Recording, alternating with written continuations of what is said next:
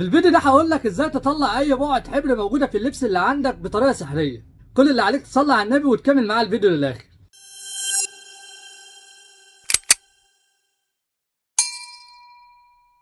مبدئيا كده لو بقعة الحبر بالشكل ده فلازم نعالجها الاول ونحاول نطلعها قبل ما نغسلها، لان المية بتثبت بقعة الحبر اكتر. فلو جينا حاولنا فيها بعد ما تتغسل ان احنا نحاول نطلعها فهيكون صعب انها تطلع. بس ده ما يمنعش ان انت هتحاول فيها برضه بالطريقه اللي انت هتشوفها دلوقتي. عارف ان في ناس بتطلع عندها بقع الحبر في البيت عن طريق معجون السنان او عن طريق الديتول، وده في حاله لو بقعه الحبر في هيئه خطوط زي ما انتم شايفين كده. بس طبعا هقول لك على طريقه اسهل، ان انت هتجيب الكحول ايثيلي بتاع تعقيم الايدين من اي صيدليه، وبمجرد ان انت هترشيه على البقعه بالشكل ده كده هتلاقي انه بدأ يختفي خالص من القميص اهوت، من غير دعك ومن غير فرشه ومن غير اي حاجه.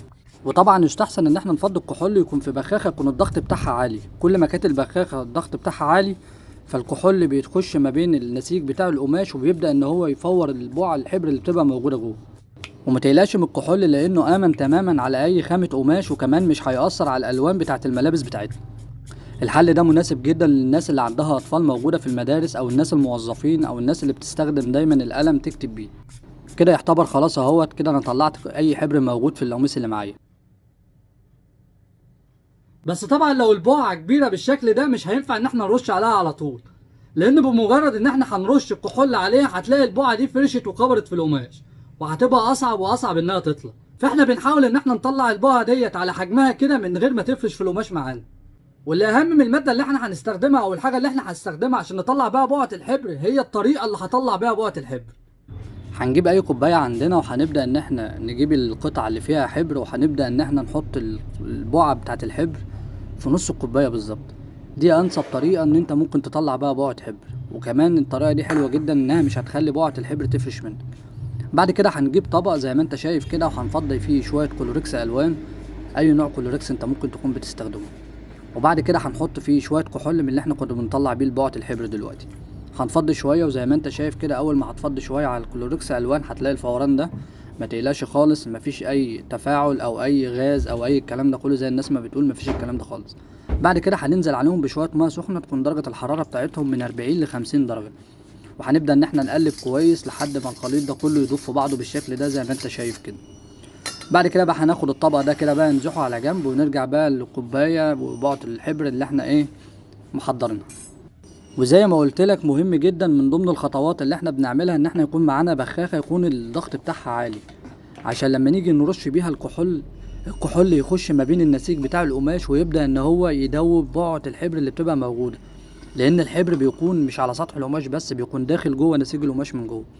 زي ما انت شايف اهوت، انا فضيت الكحول في البخاخه اللي معايا ديت، ودي ضغطها هيبقى حلو جدا ان شاء الله. ودي بقى اللي هنشتغل بيها. من ضمن الحاجات الكويسه جدا ان هي ممكن تطلع معاك بقعة الحبر بسهوله غير الكحول حاجه اسمها تنر، وده بيتباع عند الناس اللي بتبيع بويات والحاجات بتاعه العربيات. هبدا بقى اجيب الكوبايه اهوت زي ما انت شايف كده. طبعا انا ماسكها عشان مفيش استك، لو انت عندك استك ممكن ان انت تحطه كده على حرف الكوبايه بدل ما تمسكها بايديك. هبدا بقى ارش الكحول زي ما انت شايف اهوت بالبخاخه. شايف بعد الحبر بتبدأ تفرش ازاي، بس طبعا انا هفضل ارش كده عشان ما اخليهاش تفرش، عشان الحبر ينزل في الكوبايه تحت. طبعا انا كل ما بضغط على البخاخه كل ما الحبر بيصفي تحت في الكوبايه. هتفضل ترش لحد ما تلاقي البقعه بدأت تختفي معاك خالص. الحبر البقعه لما بيجي عليها اي ماده كحوليه زي ما انت شايف كده بيبدأ ان هو يفرش في القماش. فانت ما بتدلوش فرصه ان هو يفرش، انت بتحاول ان انت تفضل تضغط بالبخاخه اللي معاك، تفضل تضغط لحد ما تلاقي الحبر اللي موجود بيبقى بيصفي خالص وينزل معاك في الكوبايه اللي تحت.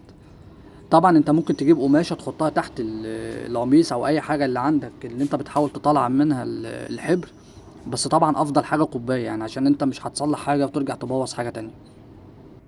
هسيبه زي نص دقيقه كده عشان الكحول يبدا ان هو يدوب بقعه الحبر. هنجيب بقى الخلطه اللي احنا عملناها في اول الفيديو، وهنجيب بقى فرشه عندنا ناعمه، وطبعا تكون ناعمه عشان ما تاثرش على القماش، او ممكن فرشه بتاعه معجون السنان. زي ما انت شايف اهوت الحبر في الكوبايه نازل عامل ازاي. هنبدا بقى ناخد من الخلطه اللي احنا عملناها دي ونبدا ندعك بالفرشه. طبعا الفرشه اللي احنا هنستخدمها هتكون ناعمه عشان القماش بتاعنا ما يتاثرش، لان مش هندعك برضو مره واحده وخلاص، لا ده احنا هنفضل ندعك كذا مره لحد ما نلاقي بقعه الحبر تختفي معانا خالص. طبعا البقعه ديت لو موجوده في اي بنطلون جينز او اي حاجه جينز بيبقى الموضوع صعب جدا انها تطلع، وخصوصا كمان ان انت لما بتيجي تحاول فيه بتحس ان اللون بدأ يتغير. ففي الحالة دي هتشتغل برضو بنفس الخلطة وبنفس الطريقة، واهم حاجة الفرشة اللي انت تشتغل بها تكون ناعمة وتبدأ تدعك فيه بالراحة، ما تضغطش عليه جامد. زي ما انت شايف اهوت البقعة بدأت تختفى معانا خالص اهيت. بس انا هاخد القميص بقى واروح جاي مغطسه في الايه، الخلطة اللي انا عاملها ديت. لو خدت بالك ان انت اول ما حطيت القميص في الخلطة اللي انا عملتها ديت، هتلاقي اللون المسحوق اللي احنا عملناه بدأ يتحول للون الازرق اهوت. اهو شايف الحبر اللي بينزل من القميص عامل ازاي؟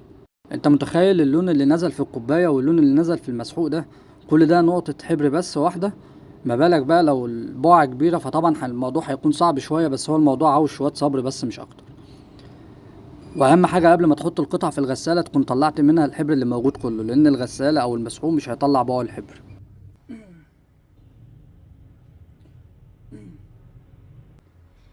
وده شكل القميص بعد ما خلص. ما تنساش بقى تعمل لايك وتعمل اشتراك في القناة عشان يوصلك كل جديد.